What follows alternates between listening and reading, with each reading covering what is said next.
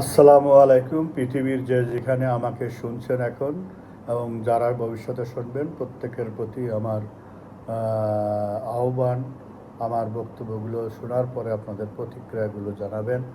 আজকে আপনারা জানেন মহান বীর মুক্তিযোদ্ধা, রণাঙ্গনের বীর সেনানী এবং অন্যতম সংগঠক, সাবেক ছাত্রনেতা, একাত্তরের মহান মুক্তিযুদ্ধের সংগঠক এবং বাঙালি হয়ে ওঠার লড়াইয়ে বঙ্গবন্ধুর যে সমস্ত তরুণ বুদ্ধিজীবী ছাত্র সিপাহীসালার ছিলেন, তার মধ্যে আহসানুল হক ইনু অন্যতম, যিনি আজকে জাসদ সভাপতি।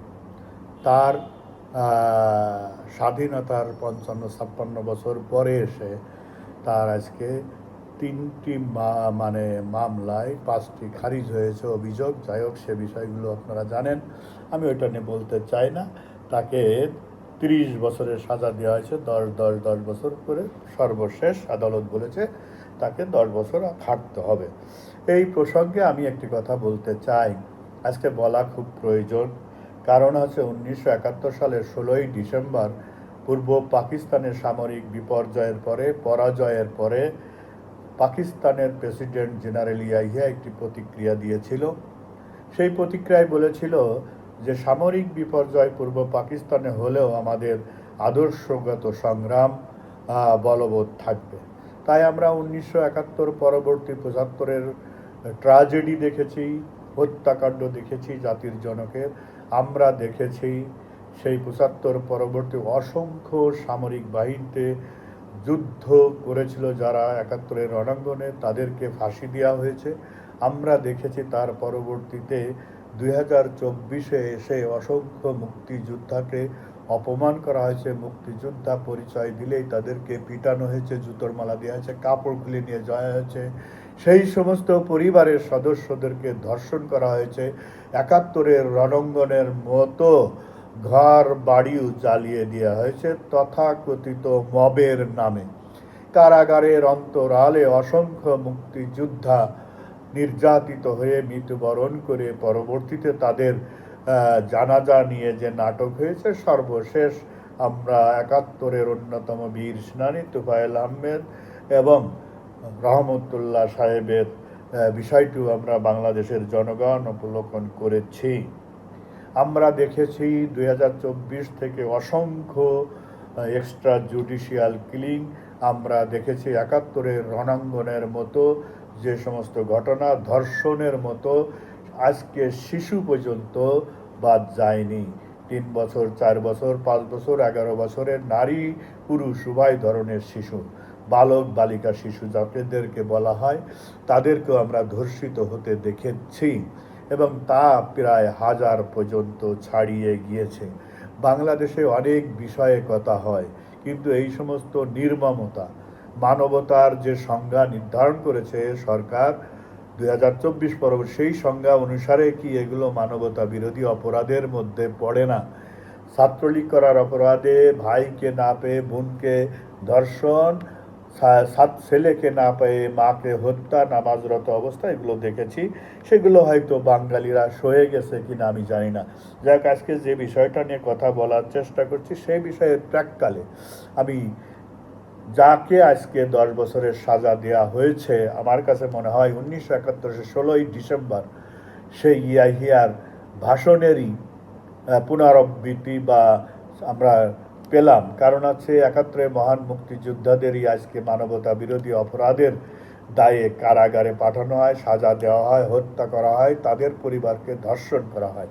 আমি আহসানুল হক ইনু একটি সাক্ষাৎকার আপনাদেরকে শোনানোর চেষ্টা করব, আপনারা শুনে দেখেন।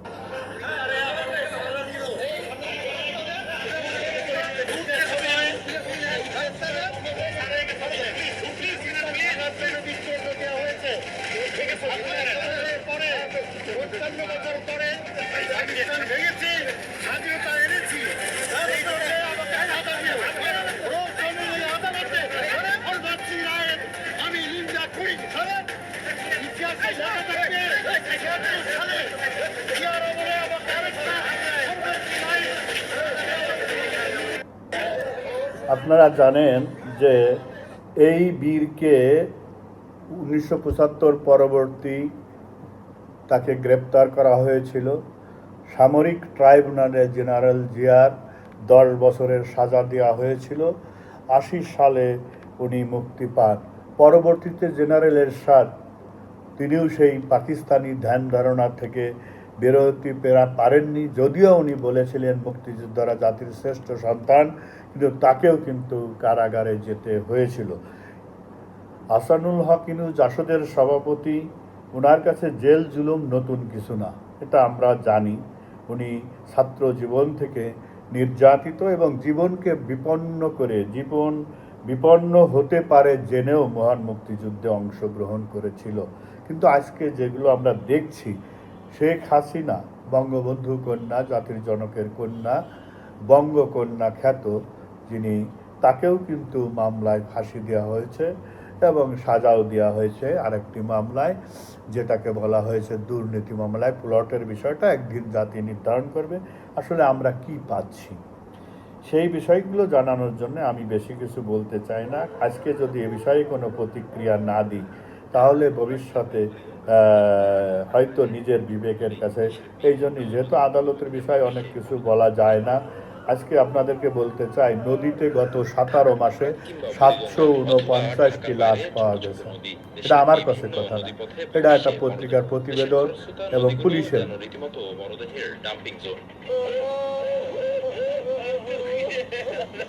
বিশেষ করে সাম্প্রতিক সময়ে তুরাগে উদ্ধার হওয়া কয়েকটি মরদেহ এই আলোচনায় নতুন মাত্রা যোগ করেছে। পরিসংখ্যানের পাতা উল্টালে গা শিউরে ওঠে। বাংলাদেশ নৌপুলিশের নথিপত্র বলছে, বিগত 2025 সাল থেকে চলতি বছরের 31 মে পর্যন্ত মাত্র 17 মাসে দেশের নদীগুলো থেকে উদ্ধার করা হয়েছে 749টি মরদেহ। এর মধ্যে অন্তত 80টি ঘটনা ছিল ঠান্ডা মাথার হত্যাকাণ্ড, যেখানে অপরাধের প্রমাণ মুছতে লাশ গুমের উদ্দেশ্যে ফেলা হয়েছিল নদীতে। পুলিশ 55 জনের পরিচয় মেলাতে পারলেও বাকি 25টি শরীর শেষ পর্যন্ত দাফন করা হয়েছে পরিচয়হীন বেওয়ারিশ হিসেবে। অন্যদিকে নদীপথে অপমৃত্যুর শিকার হয়েছেন আরও 503 জন। ধন্যবাদ।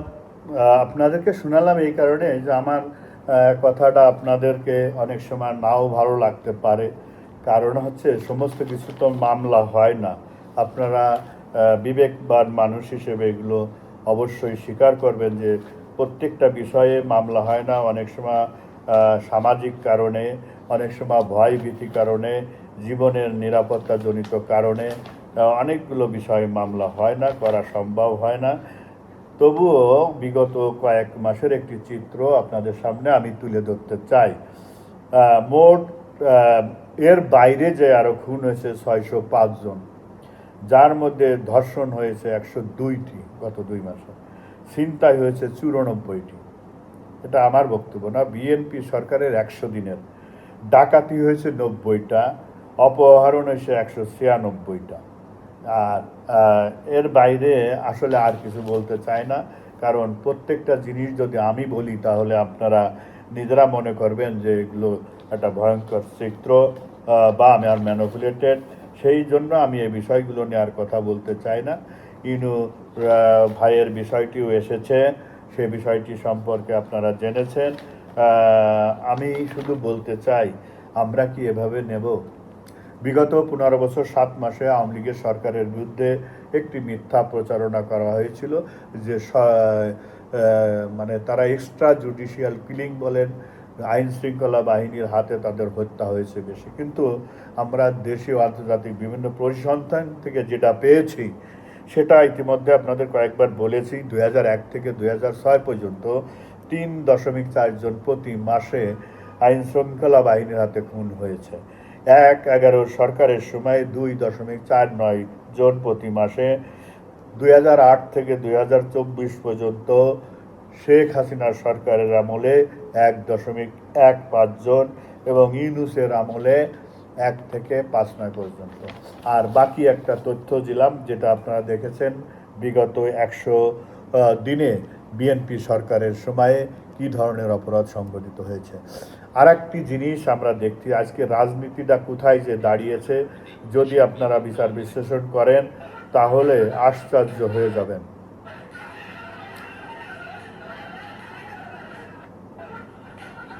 সেটা হচ্ছে জাহাঙ্গীরনগর বিশ্ববিদ্যালয়ের একটি ঘটনা। হয়তো আপনারা ইতিমধ্যে জেনেছেন যে টিএসসির তাদের জাহাঙ্গীরনগর বিশ্ববিদ্যালয়, সেখানে মেয়েদের যে টয়লেট যাবে, সেখানে ছাত্র দলের একটা ছেলে ধরা পড়েছে, নেতা, যে হচ্ছে গোপন সিসি ক্যামেরা লাগিয়েছিল। তাকে ধরে ইনোভাইয়ের বডি ল্যাঙ্গুয়েজটা দেখার জন্য আপনাদের দিচ্ছি। আমার খুবই লেগেছে। দেখেন, আদালতে বীর মুক্তিযোদ্ধা যত বসে আছে, রায় ঘোষিত হচ্ছে, মুচকি হাসি দিচ্ছে। এটাই প্রমাণ করে দিলেন যে তিনি আদালতের এই রায় কত বড় তিরস্কার করেছেন মুচকি হেসে।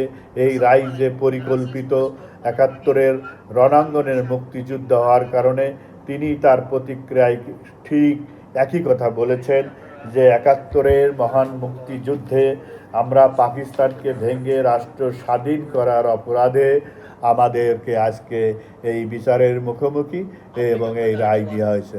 কে কতটুকু একমত, কি আপনাদের মতামত জানাবেন।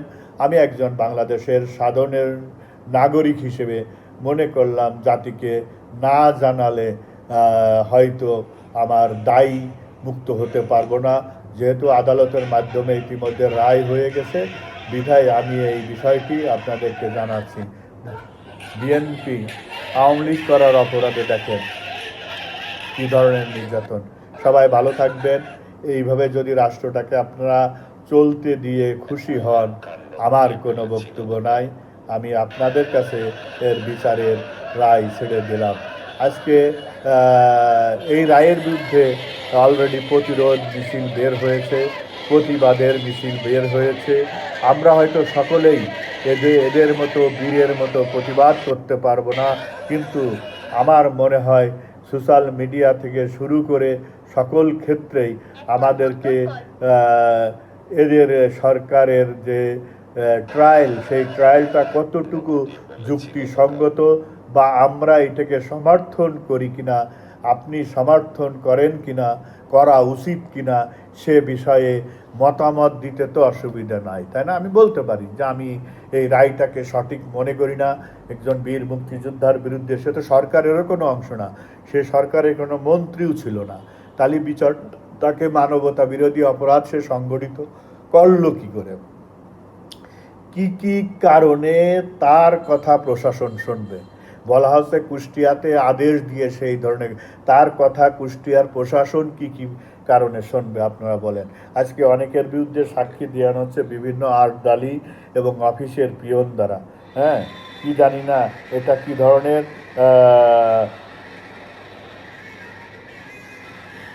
সবাই ভালো থাকবেন। খুদা হাফেজ।